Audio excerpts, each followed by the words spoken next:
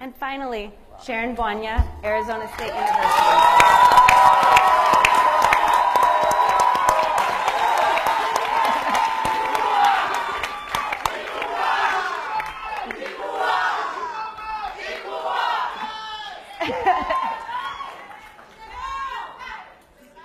So about 7 years ago, I got the opportunity to visit outside the continent of Africa for the first time. The destination was Lisbon in Portugal. On our way from the airport on the train, a Portuguese lady asked me, "Where are you from?" And I said, "I'm from Zimbabwe in Africa." And a wave of pity washed over her face, and she said to me, "I'll pray for you."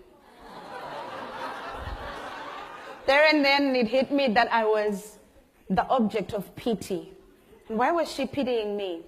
She was probably one of those nice people who would sit in front of their televisions watching a commercial that says, "Do you know, just for $10 a year, you can send a whole African village to school."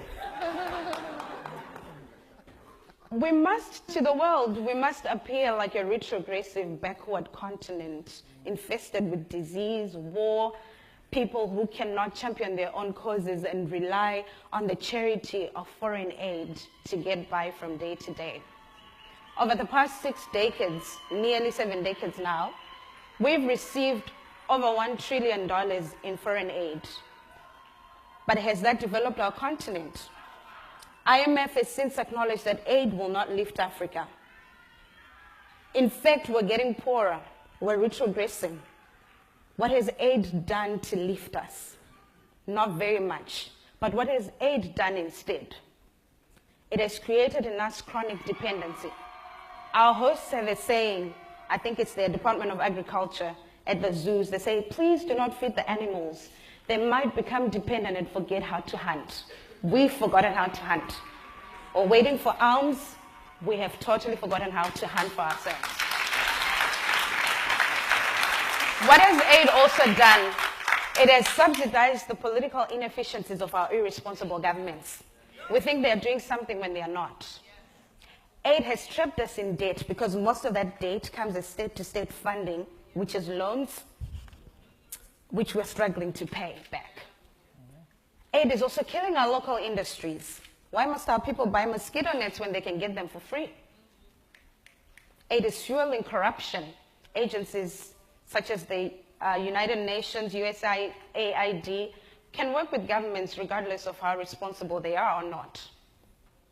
But I have a question for you, my fellows in the civic leadership cohort.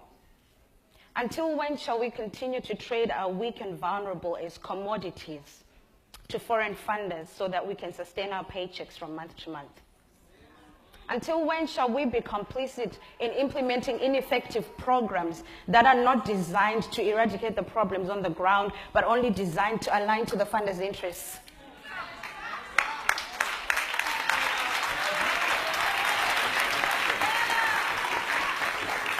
Until when shall we maintain a clean hands policy and not want to do the dirty work of holding our governments accountable for the misuse of our natural resources? The providers of foreign aid are not going to come and uproot our ineffective governments. We have to do that for ourselves. They will not do it for us, unless it serves them, of course. So here are a few things I think we need to do. First of all, we need to change our mindset. We can champion African solutions to African problems if we use our creative energies in the right way, if we remember how to hunt, if we hold our governments accountable, if we leverage on our status as the last investment frontier to move our continent from aid to trade. I'm not talking about something fanciful. Eritrea did this in 2007, completely rejected all foreign aid. For a few years, it was hardships. But from 2010 going onwards, the economy started recording growth. 2010, 2011, and they're still on a growth trajectory. Short-term hardship, long-term gain. Rome wasn't built in a day. Ghana is doing this, moving themselves from aid to trade. Our own countries can do this as well. And as for our hosts and everyone else who wants to help us, I would urge you to reconsider the manner and extent and scope of the help you give us. We no longer just want fish. We no longer just need fish. We need you to help us learn how to fish. Some of us already know how to fish. We need to learn the new technology in how to fish better. Help us with tech transfer, capacity building. Some of us already have the tech to fish, but we need access to the fish markets. Give us favorable trade deals. We need partnerships. And I trust that if we do this, including turning our nonprofits into profit-making social enterprises, doing sustainable change, involving the communities we want to serve in sustainable solutions.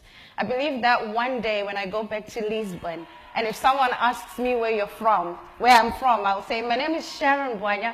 I am from Zimbabwe in Africa. And I'll watch their face fill with wonder, awe, and admiration. Thank you. Well done.